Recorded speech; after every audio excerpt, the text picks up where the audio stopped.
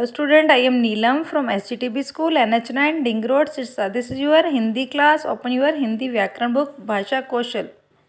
Student, आज हम करेंगे वर्णों के प्रकार. हिंदी भाषा में कुछ ऐसे वर्ण हैं जिनका उच्चारण स्वतः होता है और कुछ ऐसे हैं जिनका उच्चारण में दूसरे वर्णों की मदद लेनी होती है.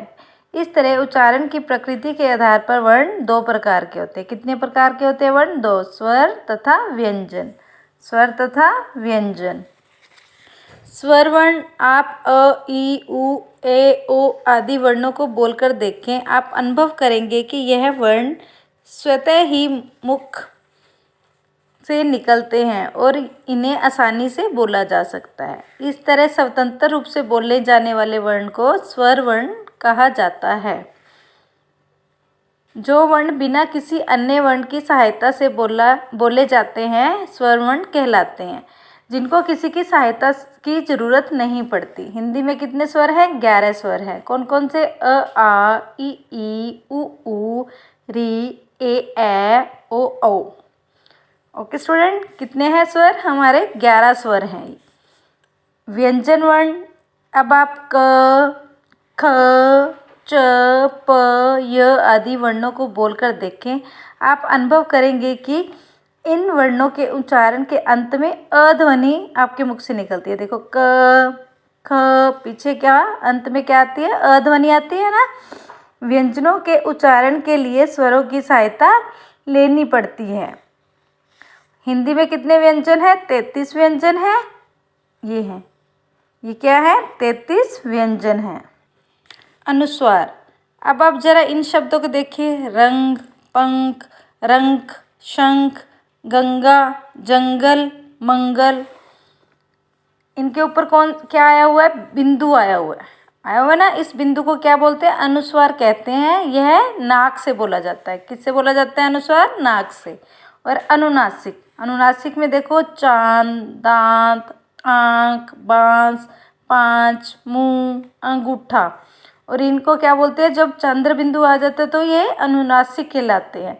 और इसका उच्चारण मुंह और नाक दोनों से होता है. किससे होता है? मुंह और नाक दोनों से. विसर्ग, विसर्ग देखो नमः, अंतः, प्रातः, पुण्य. इस चिन्ह को क्या बोलते हैं? विसर्ग कहा जाता है. क्या कहा जाता है? विसर्ग. इसका प्रयोग व्यंजन और अ या किसी अन्य स्वर के संयुक्त प्रयोग के बाद होता है. इसका उच्चारण ह की तरह होता है. ह, प्रातः, है की आवाज आती है ना. नेक्स्ट देखो आगत ध्वनियाँ. हिंदी में कई अन्य भाषाओं जैसे अंग्रेजी, उर्दू, फारसी आदि के शब्दों का प्रयोग किया जाता है. इसके कारण इन भाषाओं की कुछ ध्वनियों को ग्रहण कर लिया गया है. हिंदी भाषा में कुछ अंग्रेजी, उर्दू और फारसी की ध्वनियाँ आ गई हैं.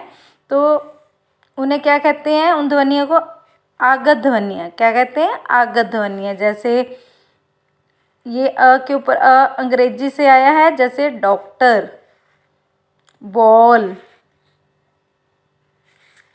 उर्दू से जैसे ज के नीचे ज बिंदी आ जाती है, ज बन जाता है. उर्दू में ज़रा.